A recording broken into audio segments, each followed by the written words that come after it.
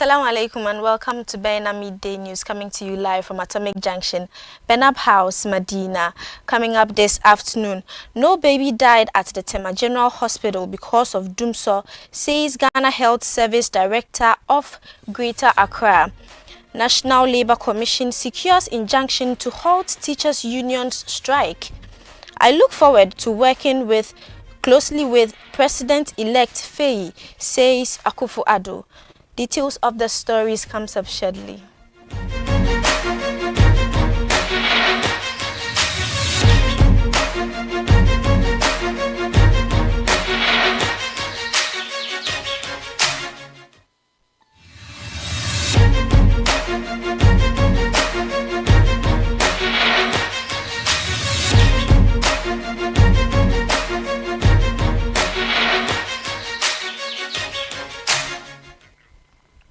Thank you for staying with us. Don't forget we're streaming live on Facebook and on YouTube at Baina TV.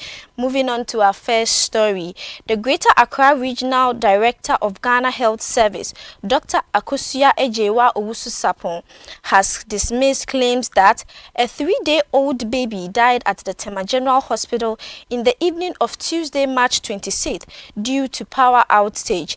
In an interview with the media on Thursday, March 28th, Dr. Owusu Sapon stated that hospital equipment had power storage, ensuring continuous treatment of patients and babies on monitors or oxygen during power outage.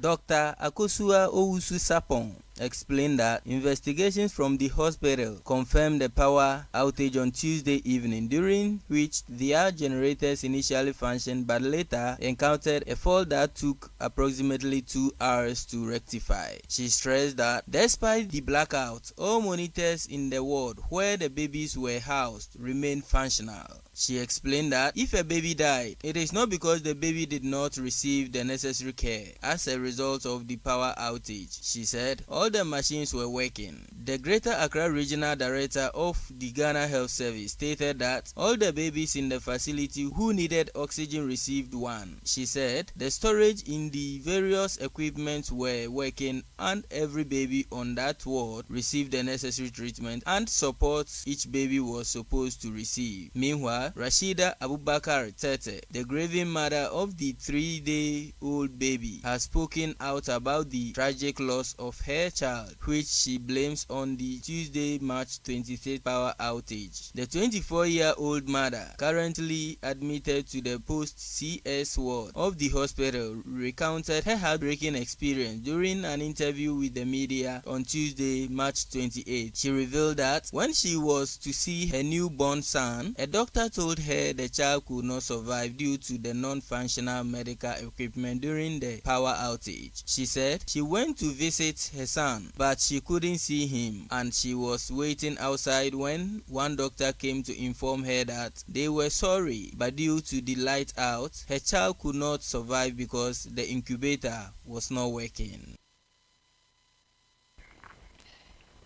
The Public Utility Workers Union of TUC Ghana has dismissed claims by the Electricity Company of Ghana regarding the role of some faulty distribution for transformers in the ongoing power outages. Contrary to ECG's assertion, the union contends that Power Distribution Company possesses an ample supply of distribution of transformers within its network. They argue that the malfunctioning transformers cannot solely account for the intermittent power outages, commonly referred to as Dumso. ECG recently attributed the current power supply challenges to technical issues from the power transmission company, Glideco. Additionally, ECG highlighted that approximately 630 transformers are overloaded, further exacerbating the power outages. However, the Public Utility Workers Union of TUC, through a statement, highlighted that ECG's network encompasses 33,000 distribution transformers. Consequently, they assert that the impact of the 630 faulty transformers should be relatively insignificant in the overall context of the power distribution system. The replacement and upgrade of such transformers have been part and parcel of its operations since time immemorial. but it has never led to public agitation, which has turned into national outcry with the shout of load shedding timetable. According to the union, ECG 33,000 distribution transformers within its network, though even if the 630 transformers are overloaded, that cannot be the cause of recent erratic power supply throughout the country. Part of the statement read, the group has thou called upon the energy sector regulators to promptly address the challenges faced by the power distribution company to prevent any potential escalation of the situation. The National Labour Commission has intervened to stop the ongoing strike by 3 teacher unions, which began on March 20th, 2024. The unions are demanding improved working conditions and benefits. However, a high court has ordered the teachers to discontinue their strike action. The court has restrained the unions from continuing their strike, stating that their executives, officers, members, agents, employees, or anyone else acting on their behalf must immediately stop the strike. The unions have made progress in their negotiation with the government. On Tuesday, April 2nd, the government agreed to address 3 of the unions' demands, which include distributing laptops to all teachers by the end of June and presenting a draft of the scheme of service to the union for review by April 8. Despite these concessions, the 3 teacher unions continued their nationwide strike. The unions have been in discussion with the government, hoping to resolve the outstanding issues and return to the classroom. And away from that, Joe Jackson, the Director of Business Operation at Dalax Finance, has assured customers of the Universal Merchant Bank Limited (UMB) that there is no cause for alarming regarding to the Bank of Ghana's monitoring of the bank's recapitalization efforts. He urged customers to have confidence in the central bank's role. In an interview with the media on Thursday, Mr. Jackson stated that the depositors and clients of UMB should not be scared but rather have confidence that the central bank is playing its role and that they are stepping in before things really get bad. He assured them that deposits and their transactions are still safe.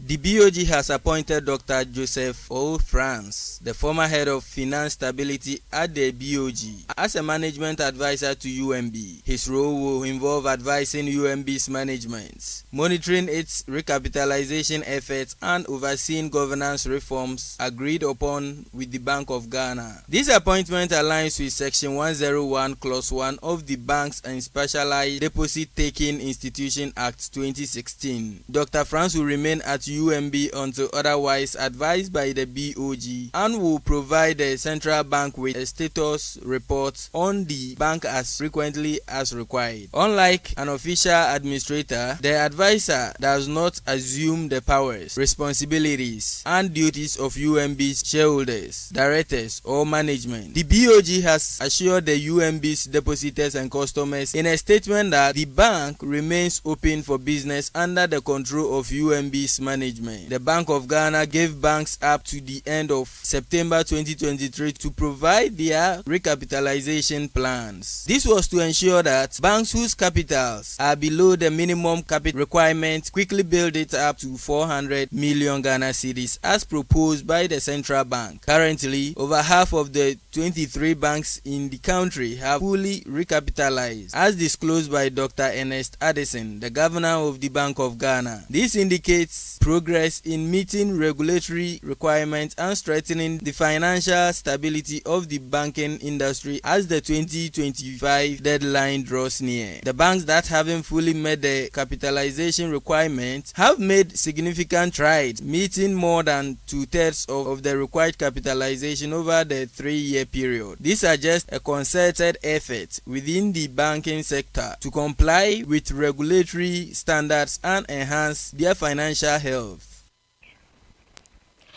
President Akufo-Addo has affirmed his unwavering commitment to collaborating closely with Senegal's president-elect Bassirou Diomaye Faye in order to enhance Ghanaian-Senegalese relations. He believes that this relationship will not only uplift living standards of both nations' citizens, but also advance mutual interest, benefit the broader African community.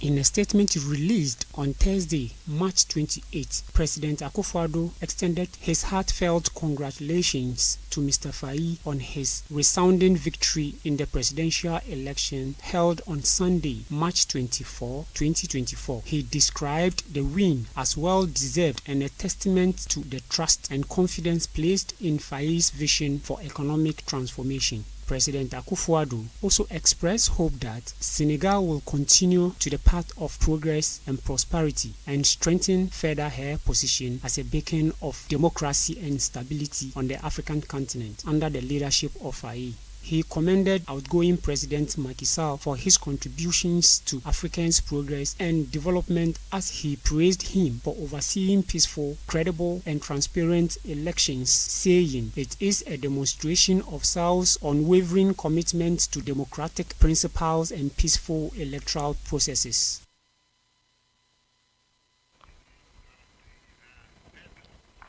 And finally, in sports, Thomas Partey is confident that current Arsenal team can end the London Club English Premier League drought. The 30-year-old is expected to make a comeback for the Gunners in their top-of-the-table clash against Manchester City on Sunday. Arsenal were close to ending their Premier League drought last season, but fell short at the business end of the campaign. However, with the North London outfits currently top of the table, victory over City will put them in a good position to win the league. Speaking to the media, Thomas Partey said that with the caliber of the big-name players in the team this season, Arsenal are capable of achieving what they failed to achieve last season. Partey has struggled with injuries this season, making only 6 appearances in the Premier League, but the ex-Atletico Madrid star is ready to give his all for the rest of the season. He has pledged to work hard during his rehab to be able to make a return in order to help the Gunners win the ultimate at the end of the season.